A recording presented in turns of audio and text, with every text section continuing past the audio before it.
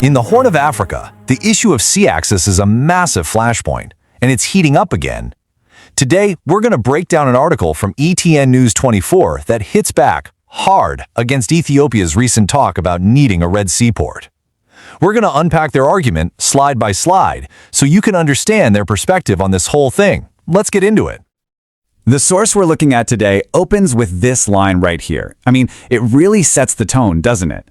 It's designed to frame Ethiopia's goal not just as a political ambition, but as something else entirely, what the author calls a dangerous delusion.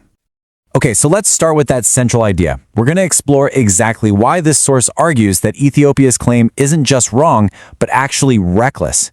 Why do they believe it's all based on, well, getting the history completely wrong? Now, to really get where this source is coming from, you've got to look at the history they lay out as their foundation. Their whole case is built on a very specific story of Eritrean identity and its road to becoming a country. And they paint a picture of a history that's, and I'm quoting here, carved in blood. Okay, let's unpack this. Welcome back to the deep dive. Today, we are wading into some pretty intense geopolitical waters. We're looking at the debate around Ethiopia's Red Sea ambitions and, well, the absolute sovereignty of Eritrea. That's right. And the source material we've looked at for this, it's not just observation. It's a really forceful refutation. You know, it's directly pushing back against claims from Ethiopian leadership suggesting Eritrea's coast, or even its sovereignty, is somehow up for grabs, negotiable or reclaimable. Yeah, they don't mince words at all. They start right off calling this idea of a landlocked country wanting to own the Red Sea a dangerous delusion. So our mission today really is to boil down the core historical facts and legal points from the specific material. The stuff that argues Eritrea's independence is, quote, irreversible, undeniable, and eternal. And understanding the sources means understanding the conflict they set up. It's basically what they call non-existent historical rights, almost a fantasy version of history clashing head-on with what they term blood-earned sovereignty. A sovereignty backed by struggle and, crucially, international law. That framing is stark. Myth versus fact, essentially. Pretty much, yeah. That's the battleground they lay out. Okay, so let's dive into that first big argument they make, the sovereignty argument. The one they say was carved in blood. It starts with Eritrea having its own distinct history, right? Exactly. The sources insist Eritrea's past isn't Ethiopia's to rewrite.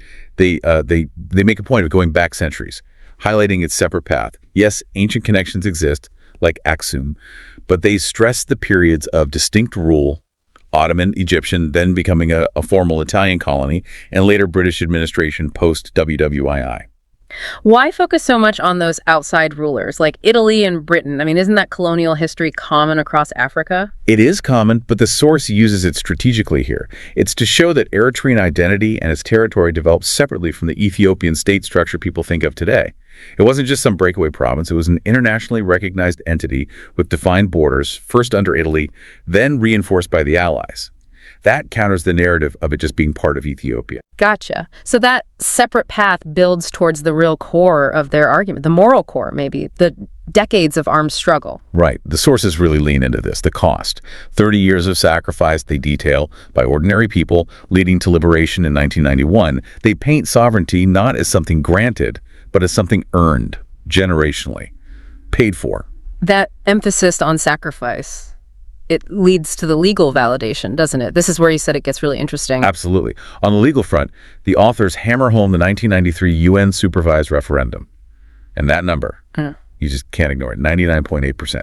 That's the figure they keep coming back to. 99.8. That's about as clear as it gets. What's the specific legal weight the source gives that UN vote? Well, they stress it wasn't just some internal poll. It was internationally monitored. It was certified. The whole world recognized it. And this is key. Ethiopia itself formally recognized it back then. So the sources position that 1993 vote as the ultimate expression of self-determination. It basically nullifies, under modern international law, any later claim based on older history or negotiability. It's the gold standard for nationhood. Okay, so summing up this first part, the source material argues Eritrea's sovereignty isn't temporary, it's not conditional, it's, quote, a reality carved in blood, endurance, and international law. It has both internal legitimacy from the struggle and external legitimacy from the UN. Precisely. That foundation is critical, because then having built that up, the authors turn their fire on the counter-argument, the historical right claim itself. That brings us to segment 2, where they scrutinize Ethiopia's own modern timeline. Right, and this part of the source material was pretty striking. They try to undercut the historical claims by saying the modern Ethiopian state as we know it is barely 80 years old. Now, that sounds like a huge claim when you think about Ethiopia's ancient history. How do they justify that specific time frame? It's a very specific point they're making. They aren't denying the ancient imperial history.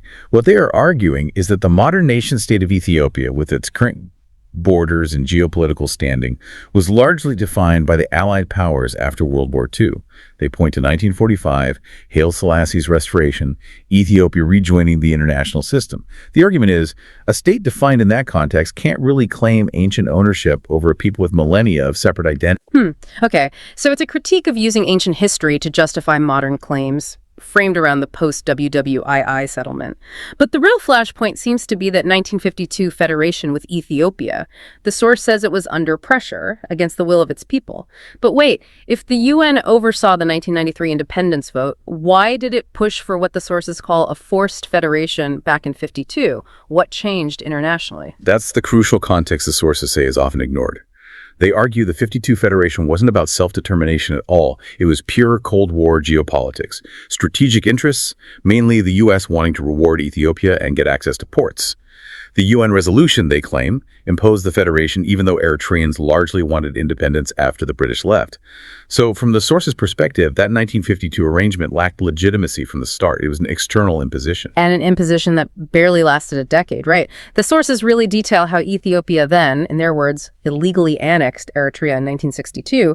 How does that illegal act strengthen their argument against Ethiopia's current claims? It's a powerful legal point in the source material. By dissolving the UN-backed federation unilaterally by force in 1962, Ethiopia essentially destroyed the only internationally recognized legal justification it ever had for administering Eritrea. That annexation is what directly sparked the 30-year liberation war. So the source asks rhetorically, what right can Ethiopia possibly invoke now? A forced deal crafted by outsiders lasting barely 10 years, which they themselves illegally broke. The claim trembles because its foundation was flawed and then violated by the claimant.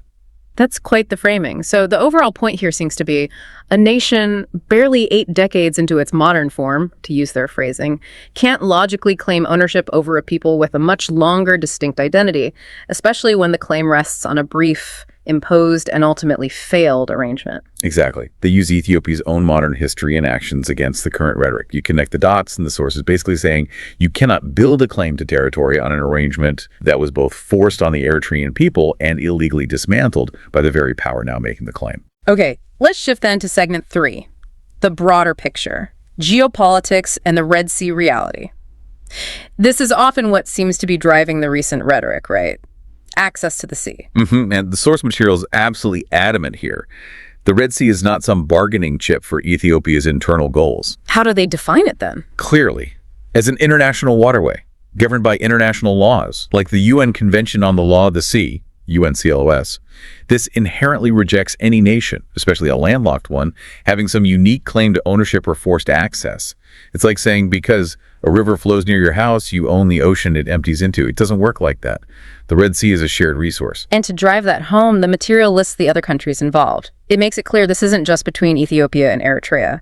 For you listening, the source names 6 coastal nations as the rightful stakeholders: Eritrea, Djibouti, Sudan, Yemen, Saudi Arabia, and Egypt. Yeah, naming those countries is deliberate. It immediately internationalizes the issue. It tells Ethiopia, essentially, your claim isn't just with Eritrea, it affects regional stability and the rights of 5 other sovereign nations. It shifts the whole discussion from contested history to modern maritime law and security for everyone in the region. So what's the danger the source perceives in these claims? Is it just words, or do they see a real threat? Oh, they see a real threat. No. The warnings are quite stark. They call the rhetoric dangerous. They say it explicitly threatens peace in the Horn of Africa. And maybe most importantly, it undermines international law. The implication is, if the world lets these kinds of claims based on rewriting history stand, it opens a Pandora's box for border disputes everywhere. It destabilizes the whole system of recognized states. And the conclusion in the source material is defiant. It says Eritrea won't bow to revisionism and won't be lectured by leaders whose nations were stitched together in post-colonial or post-war deals. They're really planting their flag on self-determination and that UN vote. That's the bedrock of their entire argument, yes. The borders, the statehood, they argue it, was earned through immense sacrifice and then ratified by the highest global authority via that UN referendum. That, they present, is unshakable. Far more solid than digging up contested arrangements from the 1950s. Right. So pulling this all together for you, the listener, what's the core takeaway from this deep dive into the source material? It seems to be this fundamental contrast. Sovereignty rooted in that UN-validated self-determination of 1993 versus claims based on disputed temporary historical deals from decades earlier. Exactly. The source essentially argues you can't swap out a definitive UN-certified hard-won sovereignty for a brief, imposed colonial-era arrangement that failed. And this, I think, leaves us with a really important question for you to think about. If the outcome of a 30-year liberation war, confirmed by a near-unanimous vote, can suddenly be called negotiable based on nationalist rhetoric about post-WWII arrangements, what does that mean for other nations whose borders were drawn in similar historical contexts?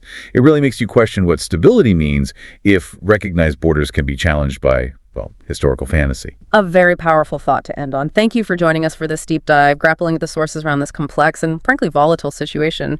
We'll see you next time.